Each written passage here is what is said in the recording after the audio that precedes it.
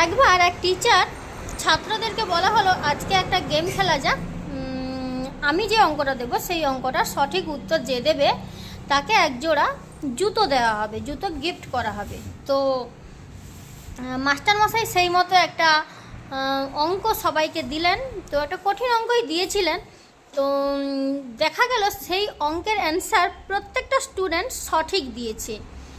তো জুতো তো এক জোড়া, আর প্রত্যেকটা স্টুডেন্ট সঠিক অ্যান্সার দিয়েছে, তাহলে জুতোটা পাবে কে? জুতোটা একজনই পাবে। তখন স্যার বললেন, অঙ্কের টিচারটা বললেন, তাহলে তোরা একটা কাজ কর, লাকি কুপন প্রতিযোগিতা হবে। তো সবাই যে যার নাম লিখে এই ড্র বক্সে ফেলো।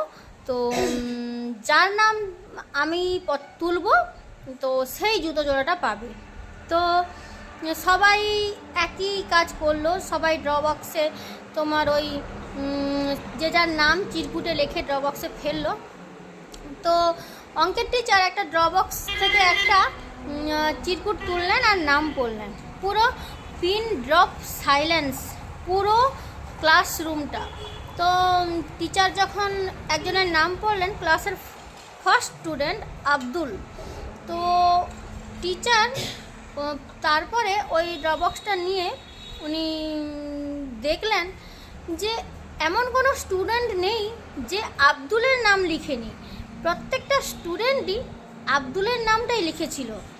তো ওই আব্দুলটা আর কেউ নয়, আমাদের president APJ Abdul Kalam sir. তো আমার এই কবিতাটা কেমন লাগলো, গল্পটা কেমন লাগলো, যদি ভালো লেগে থাকে, তো এটা একটা সত্যি ঘটনা, আমারও জানা ছিল না, আমিও জেনেছি। তো কেমন লাগলো, যদি ভালো লেগে থাকে লাইক কমেন্ট শেয়ার করে দিও।